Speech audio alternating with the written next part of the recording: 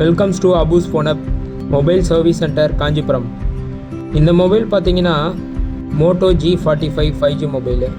Problem பார்த்தீங்கன்னா customer வந்து SIM detect ஆக மாட்டேங்குதுன்னு ரிமூவ் பண்ணி போட்டிருக்காங்க. திருப்பி ரீஸ்டார்ட் பண்ணியிருக்காங்க. ஃபோன் டெட் ஆகிட்டுருக்கு. ஆனே ஆகல. நம்மக்கிட்ட சர்வீஸ் கொண்டு வந்தாங்க.